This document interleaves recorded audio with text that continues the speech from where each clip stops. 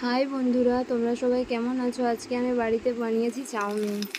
প্রথম কড়াতে তেল গরম করে পেঁয়াজ দিয়ে দিতে হবে, তারপরে চাউমিন দিয়ে দেবো, তারপরে সব মশলা হলুদ জিরা লঙ্কা এসব মশলা দিয়ে দিতে হবে। আমি আগে থেকেই নুনটা দিয়ে রেখেছিলাম। তারপরে ম্যাগি মশলা, তারপরে দিয়ে দেবো ভিনেগার পরিমাণ মতো, তারপরে এখানে দিব আমি সয়া সস, তারপরে আমি এখানে দিব টমেটো সস।